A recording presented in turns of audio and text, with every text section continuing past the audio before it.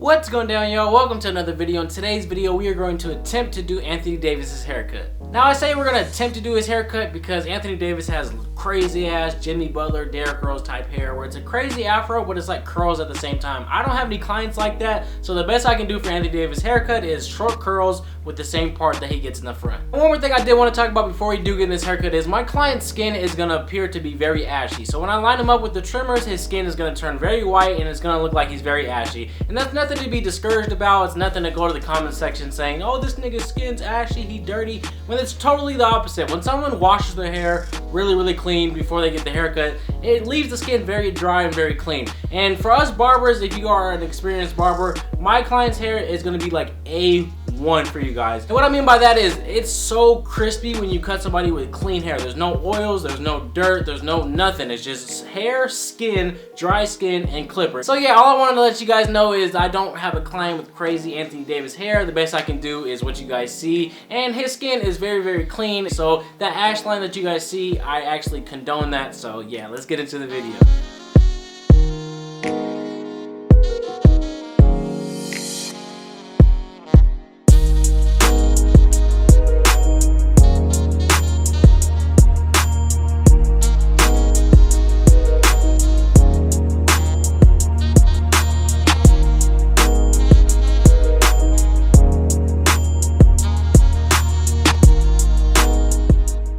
Alright, y'all, after you guys bald out your taper areas, we're going to begin fading out the back taper. With this, my first guideline is going to be Austin fast feet with the lever closed. And our next guideline is just going to be open up the lever all the way.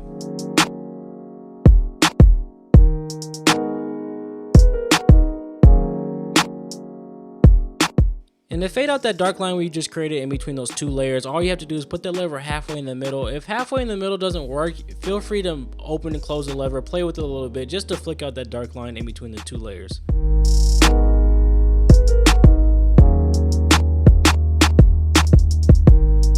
And our next guideline up is going to be all the way open with our 1/16 guard or number 0 guard.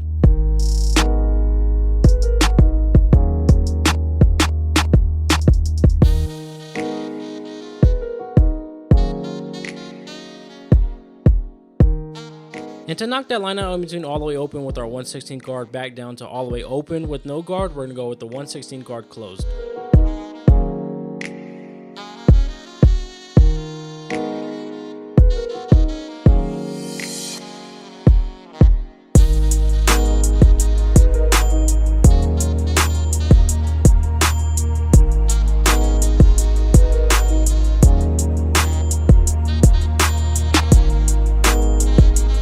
And our next guideline up is going to be a number 1 guard all the way open. With this, you're going to make another guideline naturally, but you also want to try to fade up into that curls as much as possible.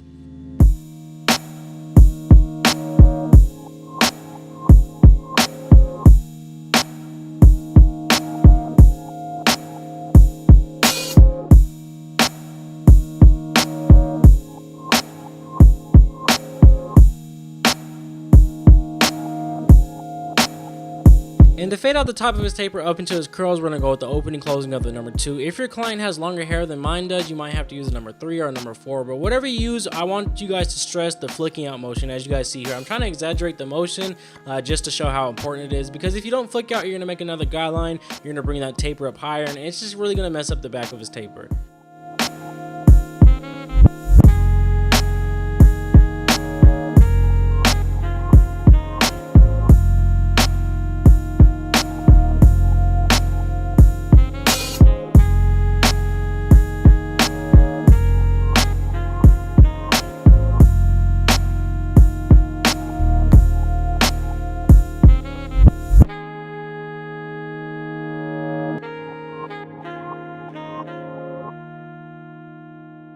And moving on to a side taper, this is going to be kind of a lower taper, so our first guideline is going to be closed with no guard.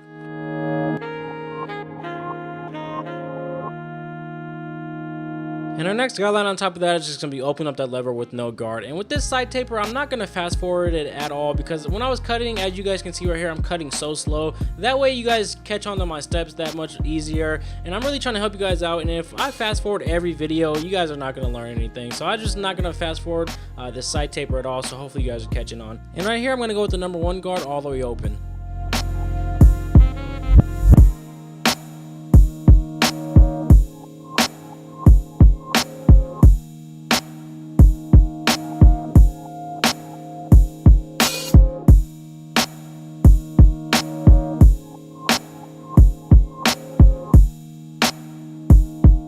And to fade from all the way open with no guard up into that long number 1 guard, we're going to go with our 1/16 guard open and closing and flick out that dark region. And what I want you guys to notice is I'm only using half the blade. It's such a small area for this low taper, so there's no reason for you guys to be using the whole blade. When half the blade, it's more precise and it produces a smoother blend in my opinion.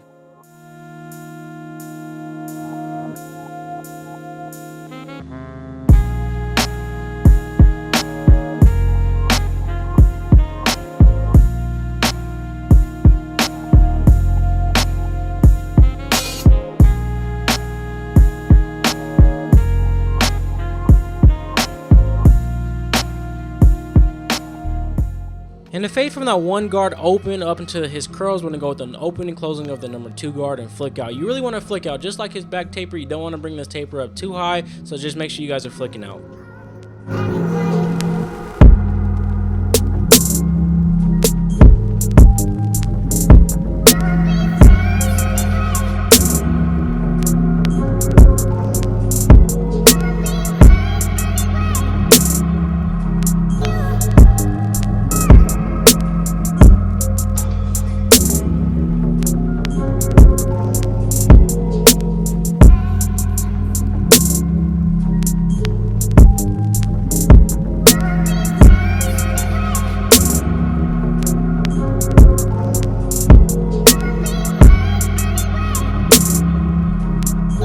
Now we're going to move on to the most important part of this side taper in my opinion. We're going to go with our detailers and use the corner of the blade. With this, you want to flick out the bottom of this taper as best you can. This is going to bring some gradiency in your taper and make it pop that much more. And with this, you want to flick out, but you don't want to make another guideline. But in this instance, I did, so I just went with my fast feeds with no guard, open and closing to flick out any dark spots that I see in the bottom of his taper. That was a mouthful, I know, so hopefully you guys understand what I'm saying.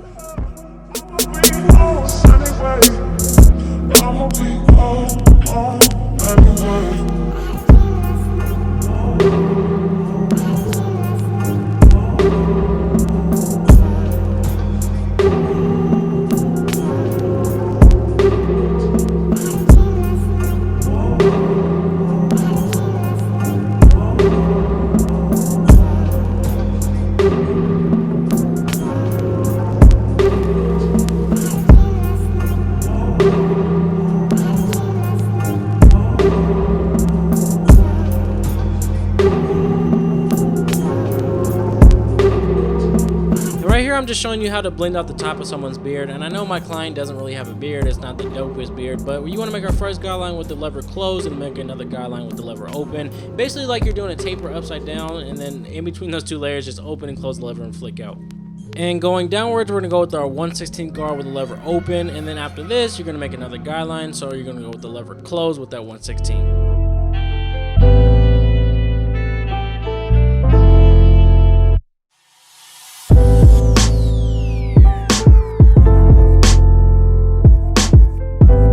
Fade out the very bottom of his beard, we're going to go with the number 1 guard open and closing. And to fade out the top of his beard that much more, we're going to go with open and closing with no guard and knock out any dark spots that we see. And earlier I said his beard wasn't the best, and I know I don't have any room to talk, so you guys can go ahead and flame me down in the comments because my beard does not connect for shit. I got these Elvis Presley sideburns and I'm cool with that, bro. You know what I'm saying? Like, I'm confident in my beard. It's going to come in eventually. I hope. Fuck.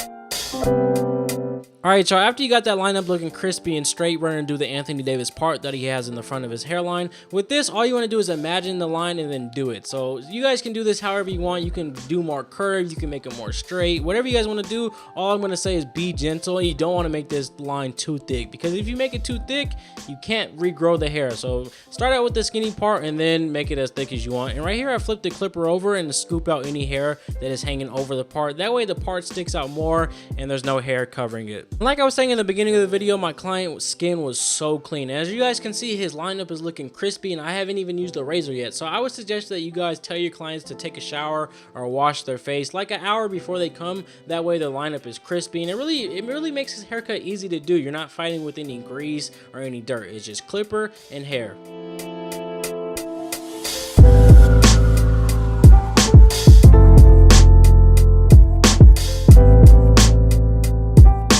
And moving on to the straight razor, before I do use the straight razor, I use this product called EZblade shaving gel. Along with the shaving gel, there's so many other products that this company produces, and I also did a giveaway video. The link will be down in the description, so a chance to win all these products from EZblade. All the information will be down in the description box. But what the shaving gel does, it opens up the pores, it allows the razor to glide easier, but the most important thing that it does is it softens up the hair. So when you do hit it with the razor, the hair just falls off like butter. But all I do is rub it in, as you guys see right here, and you guys could use the razor when it's runny like this, but what I do is I'll wait for it to dry a little bit. And in no way, shape, or form am I doing dry shaving, because the work's already done. The shaving gel already did what it's supposed to do. It softens up the hair, and it's still a thin layer of gel, as you guys can see. So that white stuff isn't his skin like when I'm doing a dry shave. It's the dry shaving gel, and the hair just comes off like butter, as you guys can see, and it just really makes for a clean lineup.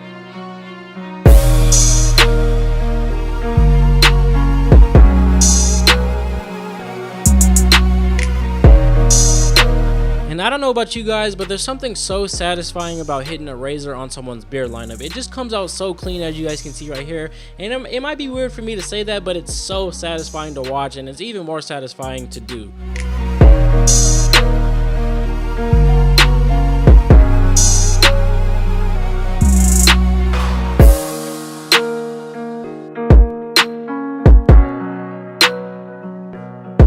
And yes, before you guys ask, my client is high as a motherfucker right here, but I don't ever stress about that as long as they're not falling asleep or doing anything stupid. But right here, I'm just going over my work, trying to get that taper as clean as possible.